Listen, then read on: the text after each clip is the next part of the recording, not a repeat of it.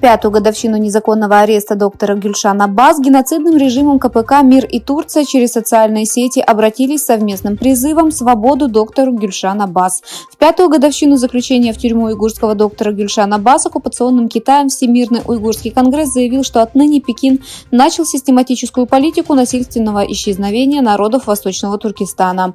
Депутаты от турецкой партии «Возрождение, процветание» и партии «Хорошая партия и будущее» также призвали к освобождению доктора Аббас. Посол США в Китае Николас Бернс написал в Твиттере на английском и китайском языках, призывая к освобождению Гюльшан.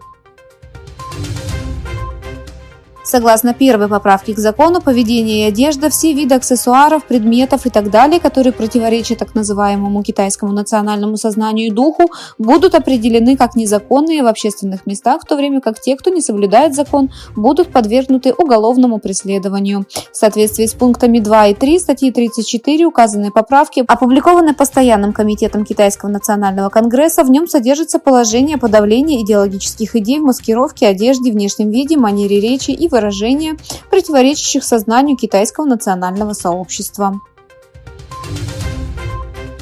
После бывшего министра иностранных дел в Китае на этот раз нет никаких новостей от министра обороны. Китайский министр Ли Шанфу находится без вести уже 15 дней. В последний раз Ли Шанфу выступал на форуме в Пекине 29 августа. После этого китайский министр не присутствовал ни на каких мероприятиях и не появлялся на публике. Внезапное исчезновение Ли Шанфу напомнило о бывшем министре иностранных дел КНР Гане, который пропал без вести на месяц, а позже был снят со своего министерского поста.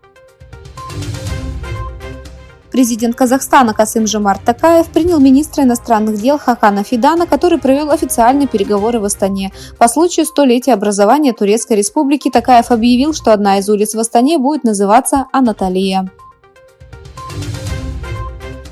Президент России Владимир Путин и лидер Северной Кореи Ким Чен Ын встретились на космической базе Восточной в Амурской области. Осматривая объекты новой базы, лидеры двух стран оценили сборочный цех ракеты-носителя космического ракетного комплекса «Ангара», стартовый комплекс космического корабля «Союз-2» и строящийся стартовый комплекс для ракеты-носителя «Ангара».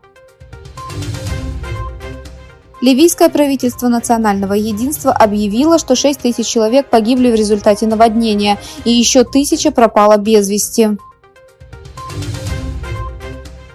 Эстония, Латвия и Литва объявили, что с сегодняшнего дня въезд в эти страны будет запрещен транспортным средством с российскими номерами.